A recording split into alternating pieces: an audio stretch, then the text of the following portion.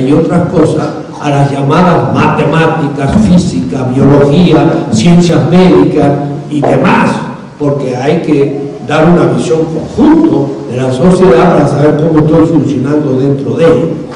Pero junto a eso, el fondo del asunto, el fondo, es que nosotros somos, universitarios y científicamente hablando, le llamamos así nosotros, un grupo de gente, coloniales. Y por eso el tema que quiero hablar es la descolonización epistemológica. La ciencia, en griego se decía episteme, y lo epistemológico es la reflexión sobre la ciencia, todas, la matemática, la astronomía, la economía, la política, la antropología, la sociología, la filosofía, la literatura, todas, episteme.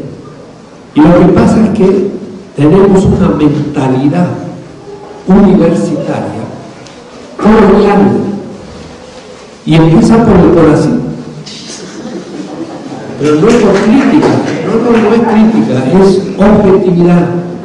A mí me piden con el Sistema Nacional de Investigadores 3.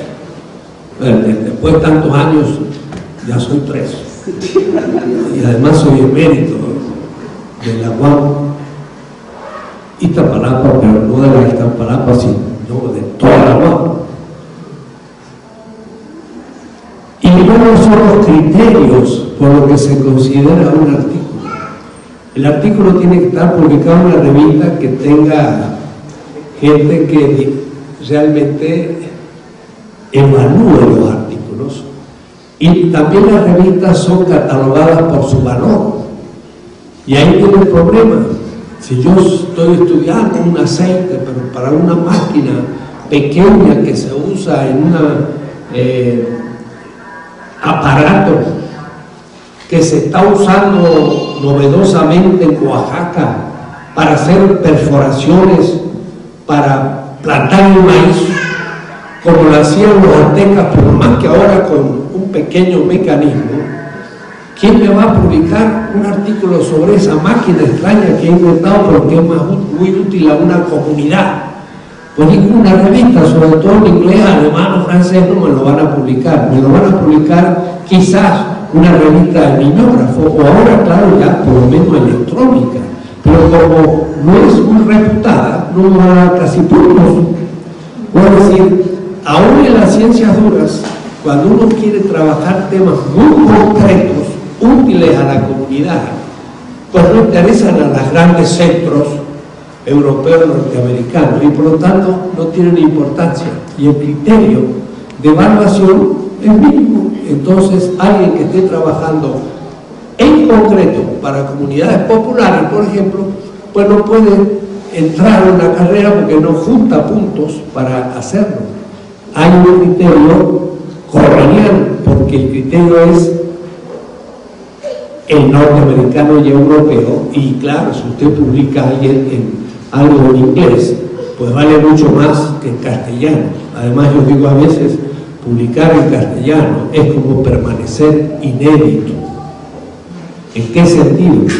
En que uno se lo muestra a un profesor extranjero y dice, no hablo ni leo español, entonces no hay una crítica, y como no estamos tampoco nosotros habituados a leernos y criticarnos para avanzar, pasa, como decía Marx, a ser a la crítica de los ratones. Es decir, los ratones se comen su artículo y se lo digieren, porque no se publica. Esos criterios son coloniales, porque la ciencia europea norteamericana y no es nuestra, pero eso se debe a una larguísima visión en que nosotros mismos no hemos impulsado el aprecio a lo propio. Entonces, una descolonización epistemológica es una crítica al eurocentrismo de la ciencia y al americanocentrismo frontal. Y hay que hacerlo, pero de una manera sistemática, y no es nada fácil, porque aún la historia que enseñamos es una historia eurocéntrica. Y los criterios que queremos usar también son eurocéntricos. Entonces, no sabemos cómo empezar a realmente partir de nuestras propias tradiciones. La crítica al eurocentrismo es el problema académico más importante. Yo soy filósofo e historiador, he hecho bastante historia, pero como diría un alemán, Nebenfach, una calificación epistemológica segura. Aunque tengo un doctorado en la Sorbona de París en historia, no soy historiador porque he hecho algo de ello, pero soy filósofo, y entonces yo podría decir casi el 90% del claustro filosófico en México es eurocéntrico. Es decir, hay gente que una pregunta, ¿cuál es tu especialidad? Yo soy especialista en Aristóteles, en Kant, en Hegel, aún en Marx, en Merleau-Ponty, quien sea, pero son especialistas comentadores y no están realmente pensando su propia realidad. Entonces eso pasa en casi todas las ciencias. Los grandes autores de sociología pues son Max Weber y será Mitt y será quien sea, pero nosotros mismos estamos leyendo a nuestros autores de la dependencia y enseñando a ellos. Es decir, una universidad debería tener una declaración de principios como la Universidad de Berlín. La Universidad de Berlín, que era fruto del romanticismo alemán, y los románticos inventaron Grecia. Loanes, un gran filósofo alemán, dice: la antigüedad no existe, la hemos inventado. Esto de la historia mundial es la antigüedad, la edad media y la edad contemporánea. Eso lo inventaron los románticos al fin del siglo XVIII. Nunca se había hablado de esa tripartita historia mundial. Antes de ellos se había hablado de la gran cultura clásica, era Egipto, no Grecia. Y en cambio los románticos tomaron a Grecia como punto de partida, inventaron la lengua indoeuropea y entonces hicieron de Grecia el fundamento de Alemania, que era lo propio, y entonces de Grecia, de Jonia a Jena, era la historia de la filosofía y de las ciencias. Y entonces en la Universidad de Berlín, para ser profesor, había que cumplir ciertas exigencias. La primera, la filosofía se origina en Grecia. Y si usted no aceptaba eso, no podía ser profesor. Y Winckelmann fue el que inventó el gran arte griego que surgió de la nada.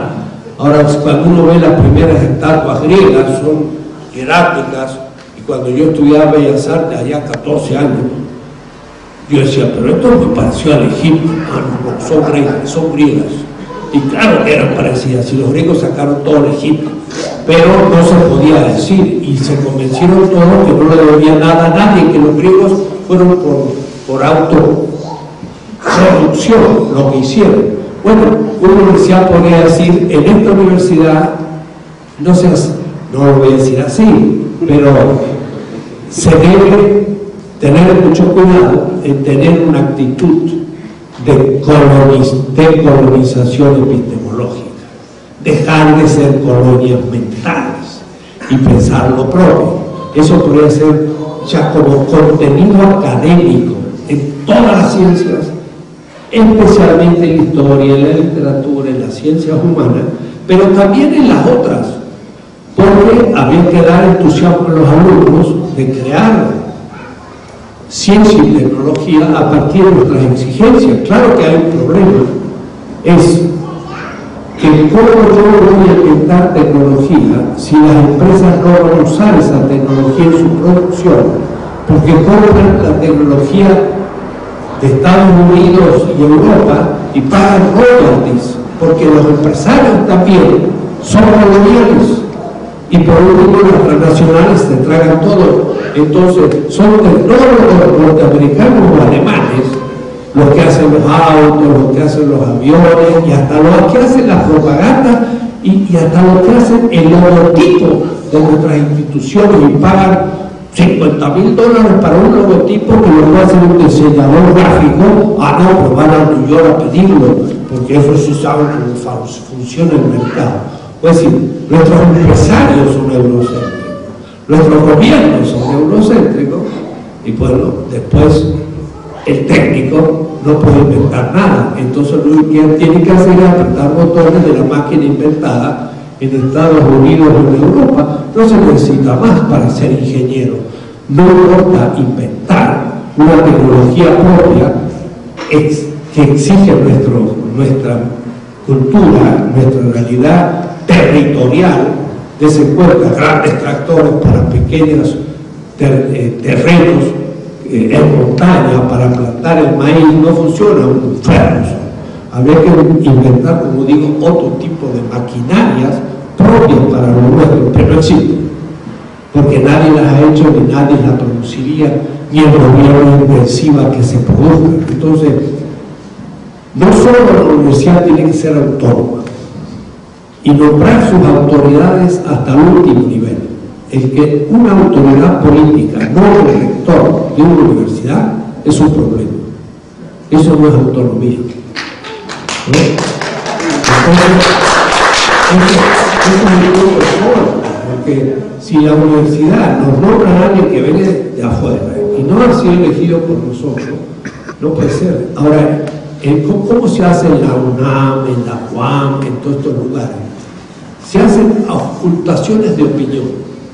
Y entonces así un poco por la ocultación, pero nunca clara, porque no se toma en cuenta la verdadera votación. Nunca. Ah, no, eso sería demasiado imposible.